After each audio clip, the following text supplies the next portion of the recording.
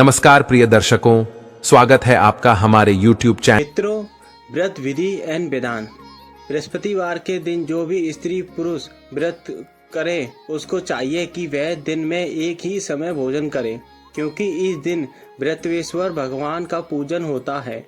भोजन पीले चने की दाल आदि कर, परंतु नमक नहीं खाएं। पीले वस्त्र पहने, पीले ही फूलों का प्रयोग करें, पीले चंदन से पूजन करें। पूजन के बाद प्रेम पूर्वक बृहस्पति देव की कथा सुनिए। इस व्रत को करने से मन की समस्त इच्छाएं पूरी होती हैं और बृहस्पति महाराज प्रसन्न होते हैं। धन, पुत्र, विद्या तथा मनवांछित फूलों की प्राप्ति होती है। परिवार में सुख तथा शांति रहती है।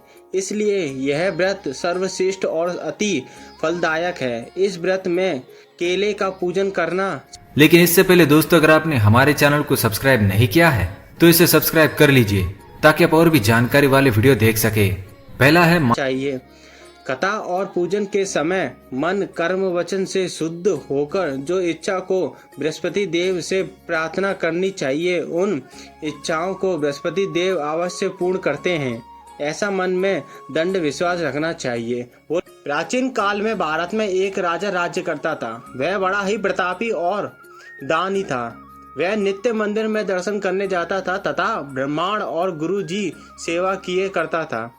उसके द्वार से कोई भी निराश होकर नहीं लौटता था। वह प्रत्येक गुरुवार को व्रत एवं पूजन करता था।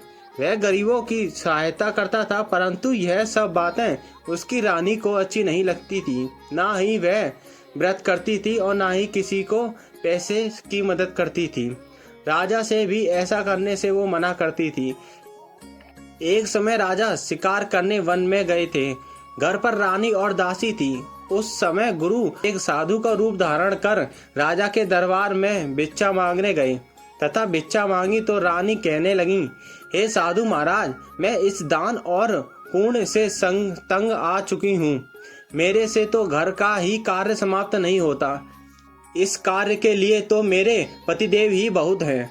आप ऐसी कृपा करें कि यह सब धन नष्ट हो जावे तथा मैं आराम से रह सकूं। साधु बोले, हे देवी, तुम तो बड़ी विचित्र हो। संतान और धन से कोई दुखी नहीं होता। इसको तो सभी चाहते हैं और धन की इच्छा करता है। अगर आपके पास धन अधिक है तो भूखे मनुष्यों को भोजन कराओ, प्याऊ लगवाओ, ब्राह्मणों को दान दो, धर्मशाला बनवाओ, कुआं, तालाब, बावड़ी, बाग, बगीचों आदि से निर्माण, मनुष्यों की कुंवारी कन्याओं का विवाह करवाओ और अनेक यज्ञ आदि धर्म करवाओ। इस प्रकार के कर्मों से आपको कुल का और आपका नाम परलोक में हो की प्राप्ति होगी। मगर वह रानी इन बातों से खुश न हुई।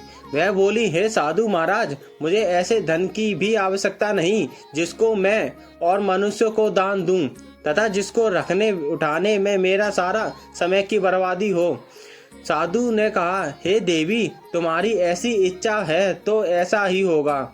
मैं तुम्हें बताता हूँ, वैसा ही करना। बृहस्पति के दिन घर को गोबर से लीपना, अपने केशों को धोना, केशों को धोते समय स्नान करना, राजा से कहना कि वे हजामत बनाए, भोजन में मांस मदिरा खाना, कपड़े धोबी के यहाँ धुलने डालना। इस प्रकार 7 बृहस्पति करने से तुम्हारा धन नष्ट हो जाएगा। ऐसा कहकर वह साधु महाराज वहां से अंतर्ध्यान हो गई।